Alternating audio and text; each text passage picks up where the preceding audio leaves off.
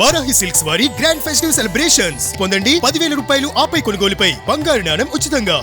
రాహుల్ గాంధీ యొక్క స్టేట్మెంట్స్ కావచ్చు, ఢిల్లీ స్థాయిలో సీనియర్ నాయకుల స్టేట్మెంట్స్ ఇటీవల కొంతమంది ఢిల్లీ స్థాయిలో పనిచేసిన ఐఏఎస్ వాసులు వాళ్ళతో వెళ్తే అనడం ఏంటంటే, భవిష్యత్తులో ఎవరైతే బీజేపీతో ట్రావెల్ అవుతారో ఆ పార్టీలే రాష్ట్రాల్లో ప్రభుత్వాలను ఏర్పాటు చేస్తాయి, ట్రావెలింగ్ అండ్ పార్టీలు ప్రతిపక్షంలో కూర్చోవాల్సిందే అన్న ఒక ప్రశ్న అయితే ఉత్పన్నం అవుతున్నాయి చాలామంది యొక్క చెవి. రాహుల్ గాంధీ టాపిక్స్ కూడా అలాగే ఓట్ చోరీలు కావచ్చు, ఇంకోటి.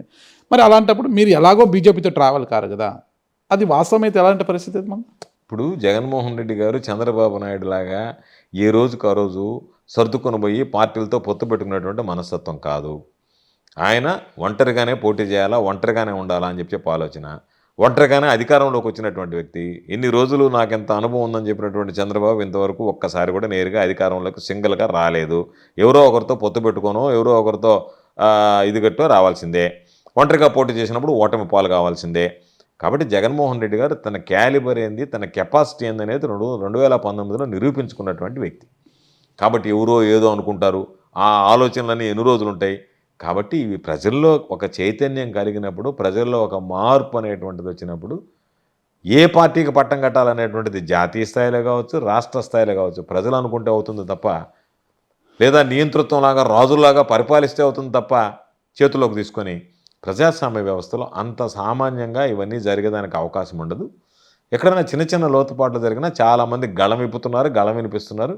ఇది ఇటువంటివి నిజంగా పొరపాట్లు అనేటువంటివి జరిగితే ప్రజలలో ఆ చైతన్యం అనేటువంటిది వచ్చిన రోజు బ్రిటిష్ పాలకులను తరిం కొట్టినటువంటి వాళ్ళం మనం. ఏ విధంగా మనకు అన్యాయం జరుగుతుంది, మనకు ద్రోహం జరుగుతుంది అన్నప్పుడు వీధుల్లోకి వచ్చారనంటే ఎవడైనా దానికి సంబంధించి సరెండర్ కావాల్సిందే.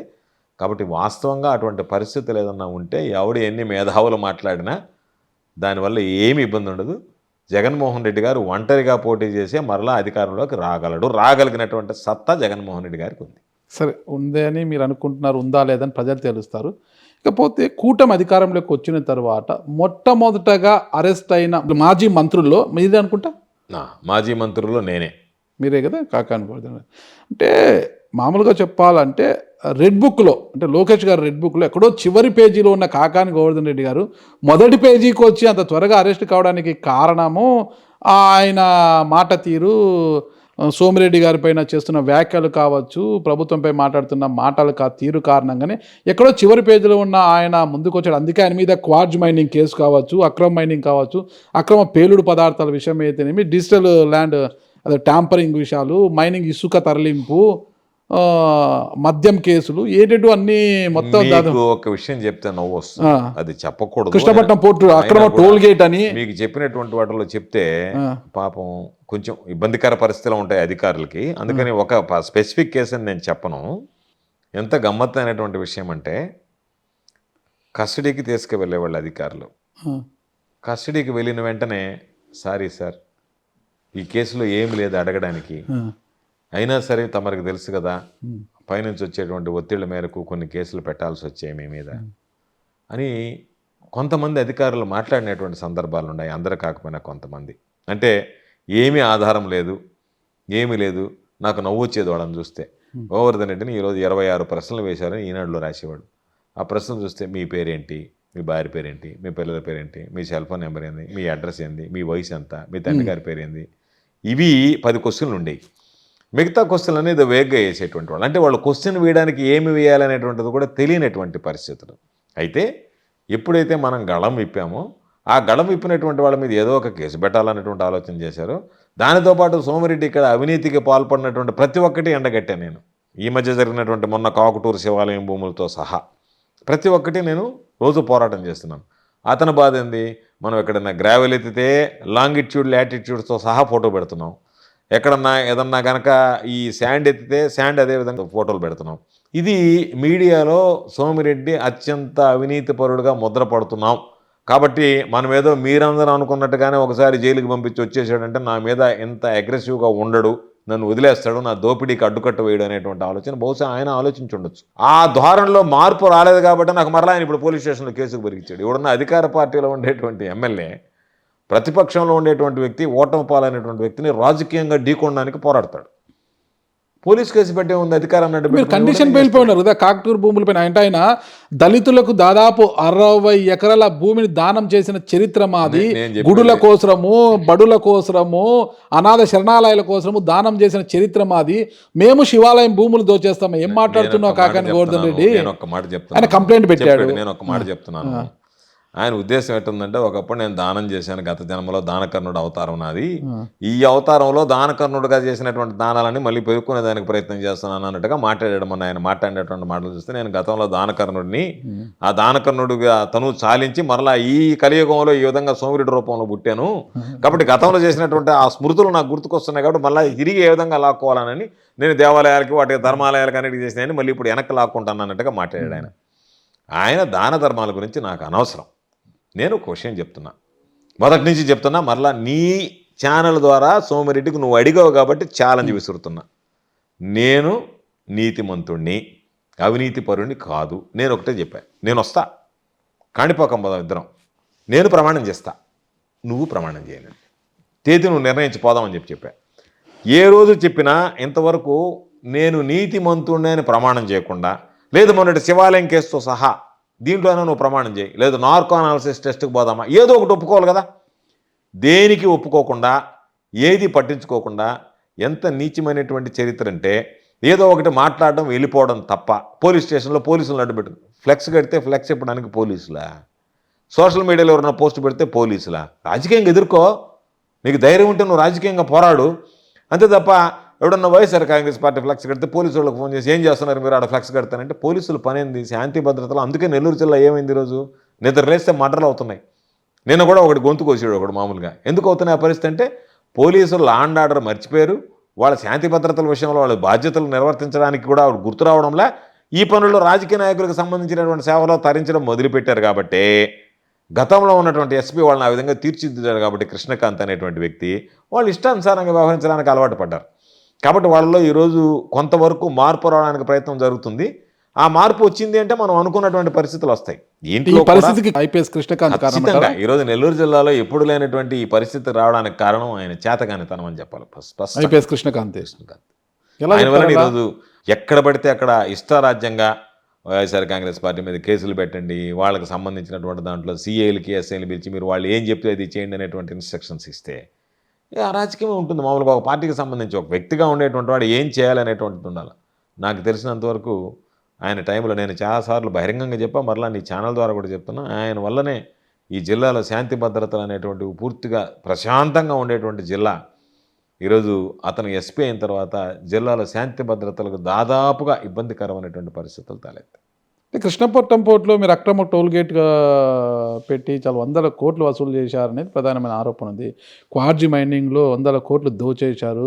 అంతకుముందు మంత్రిగా ఉన్న అనిల్ యాదవ్ సగం దోస్తే మళ్ళీ మీరు దోచారు, అది ఇదని ఆరోపణలు వచ్చాయి. కానీ మిమ్మల్ని టార్గెట్ చేశారు, ఓకేనా. అప్పుడు ఆ మంత్రిగా ఉంటే ఆయన దోచి జగన్మోహన్ రెడ్డి గారికి అంతా పంపించాడు ఇక్కడి నుంచి మూటలు.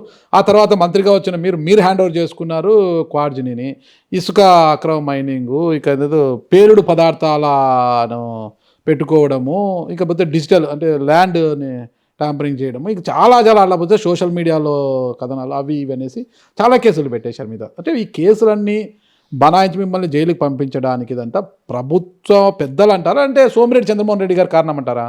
సోమిరెడ్డి లాంటి వాడి వల్ల ఏమీ కాదు కానీ, ఎందుకు కాదైనా పార్టీలో ఉన్నాడు సీనియర్ నాయకుడు, అతని వల్ల కాదు కానీ, ఎందుకంటే అతని స్థాయిలో చెప్పేటువంటి వాటిలో దొంగ కేసులు, తప్పుడు కేసులు, వీటిలో కొంతమంది సిఐడిని స్పెషల్ ఇన్వెస్టిగేషన్ టీం అని వేసి ఒకదానికి బాపట్ల డిఎస్పీ, ఒకదానికి ఒంగోలు డిఎస్పీ, అంత స్థాయి చంద్రమోహన్కి లేదు ఈ ప్రభుత్వంలో. ఏ ప్రభుత్వం అయినా సరే ఒక సిట్టు ఏర్పాటు చేయాలంటే ఎవరు చేయాలి? ప్రభుత్వం ఏర్పాటు చేయాలి. నా మీద స్పెషల్ ఇన్వెస్టిగేషన్ టీమ్స్ అని చెప్పి పెట్టి ఆ సిట్లన్నీ ఏర్పాటు చేసి పెట్టారు.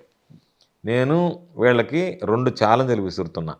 ఒక ఛాలెంజ్, మీరు నా మీద పెట్టినటువంటి కేసుల్లో రేపు న్యాయస్థానంలో నాకు శిక్ష పడితేనే కదా మీరు నా మీద పెట్టినటువంటి కేసు వాస్తవం అని తేలుతుంది. కాబట్టి మీకు ఇంకా 3.5 సంవత్సరం ఉంది కదా. కాబట్టి ఈ 3.5 సంవత్సరంలో ఇప్పటికే చాలా వరకు ట్రై చేస్తున్నారు పాపం, కేసులు ఎట్లా చేయాలా, ఏ విధంగా అని. మీరు ట్రై చేయండి. మీరు ట్రై చేసి మీరు నాకు శిక్ష పడినటువంటి రోజు మనం మాట్లాడదాం దీని గురించి. కాబట్టి నా మీద ఉన్నటువంటి కేసులు ఏమి కేసులు అనేటువంటివి ప్రజలకు కూడా తెలుసు, ప్రజలకు కూడా అర్థమయ్యాయి.